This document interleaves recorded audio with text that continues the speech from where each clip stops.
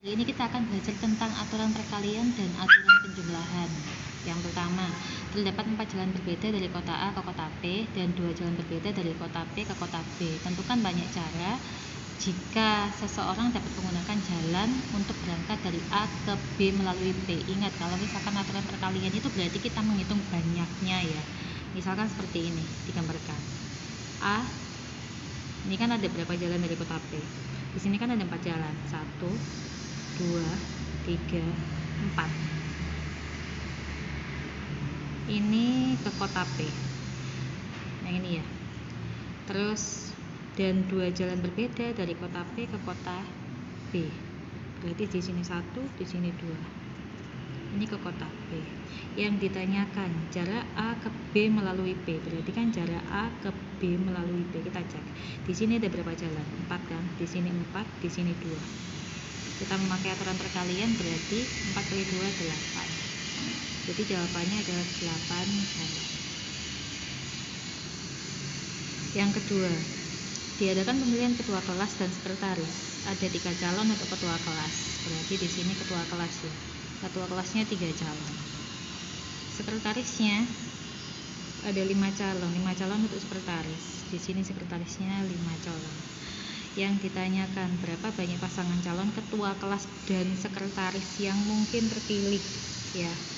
Yang mungkin terpilih, ini kita memakai aturan perkalian berarti 3 dikali 5 sama dengan 15. Berarti nanti ada 15 pasang.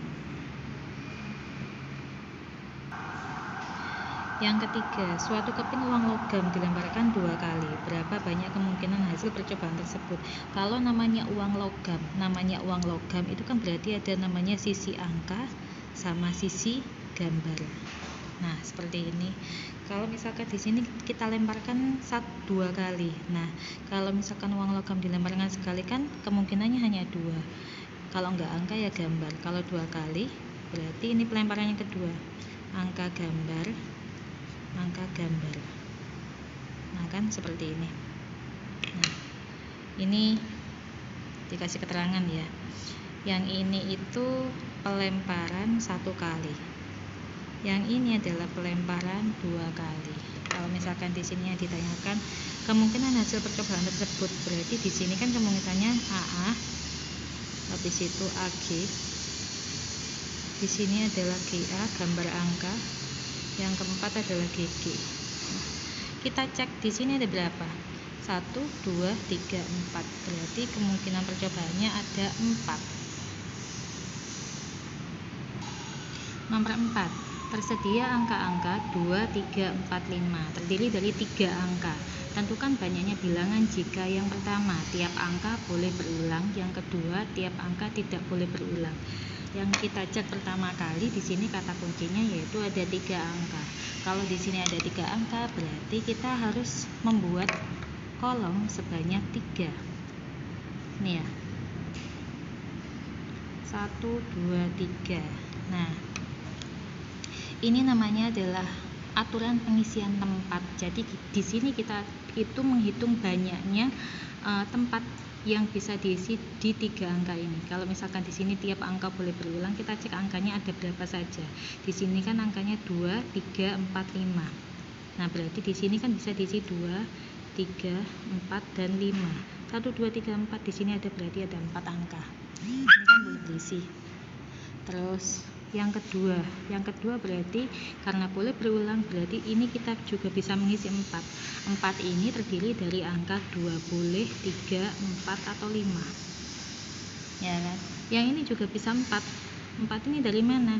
4 ini kan bisa diisi 2, 3, 4 atau 5. Kalau sudah ketemu seperti ini tinggal kita kalikan 4 kali 4 kali 4. Dari sini ya, 4 kali 4 kali 4. Atau seperti ini juga boleh. Ya kan? Berarti hasilnya berapa? 64 cara. Yang kedua, tiap angka tidak boleh berulang. Ini soalnya masih sama. Di sini terdiri dari 3 angka. Berarti kita membuat 3 kotak. Di sini 1, 2, 3. Ya kan? Misalkan kotak yang pertama ini kan bisa diisi angkanya 2, 3, 4 atau 5. Ya kan? Berarti di sini angkanya ada 1 2 3 4, 4. Karena di sini syaratnya tidak boleh berulang, berarti kita harus menghilangkan 1. Misalkan angka 5 ini tidak boleh muncul lagi di kolom kedua, berarti kan sisa 2, 3 dan 4. Berarti ini ada berapa angka? 1 2 3. 3.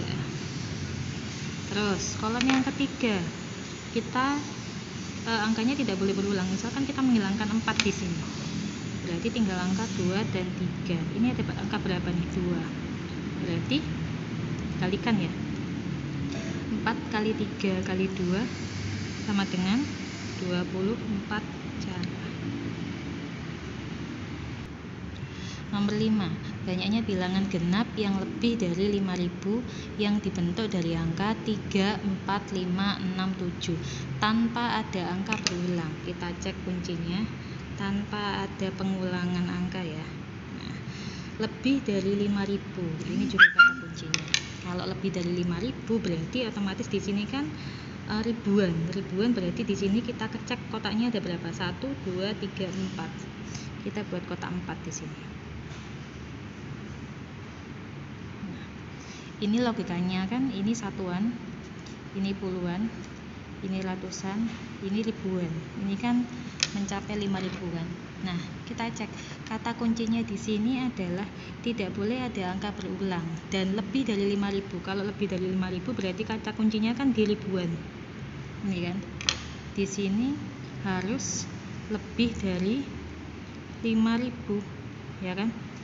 Yang lebih dari 5.000 kita cek angkanya yang di sini. Ini kan angkanya 3, 4, 5, 6, 7. Yang lebih dari 5.000 berarti kan hanya ada 2, hanya ada 6 dan 7.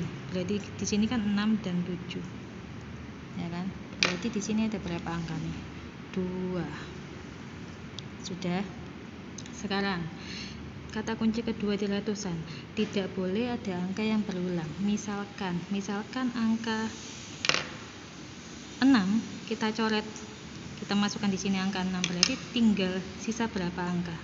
Sisa angka ini kan 7 kan? 7 kan sudah, 6 kan ikut di sini, ya kan? Berarti 7, 3, 4, 5. Ya kan? 4. Atau paling gampang kalau misalkan di sini 1, 2, 3, 4, 5. 6-nya sudah kepakai, berarti tinggal 3, 4, 5, 7, 4. Nah, terus yang kedua sama seperti yang tadi ya. Kalau misalkan di sini sudah, misalkan kita ambil 5, 6 sama 5 sudah kita pakai, sisanya tinggal berapa? 3, 4, 7, berarti ada 3. Sisanya kita kurangi 1 saja paling gampang, 2. Misalkan di sini kita pakai 7, 3 sama 4. Jadi intinya ini tuh pengurangan ya. Kita cek. Kalau misalkan di sini lebih dari 5.000 berarti ada angka 6 dan 7, 2 angka kan. Sisanya kita total jumlahnya ada berapa nih? 1, 2, 3, 4, 5. Kalau kita kurangi 1 jadi 4, kita kurangi 1, 3, kita kurangi 1, 2. Paling gampang seperti itu. Kalau sudah seperti ini tinggal dikalikan. Kali ya. 2 kali 4 8. 8 kali 3 24. 24 kali 2 48, berarti ada 48 cara. Nomor 6, susunan bilangan yang kurang dari 1000 dan ganjil. Kata kuncinya ini, kurang dari 1000 dan ganjil. Kurang dari 1000. Nah, ini berarti kalau misalkan gini, kurang dari 1000 dan ganjil. Yang namanya kurang dari 1000 berarti maksimalnya itu 999. Berarti kita harus bikin 3 kotak ya.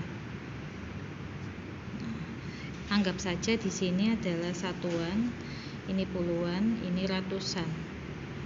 Kita cek lagi kata kuncinya, ganjil. Ganjil kan berarti di satuan.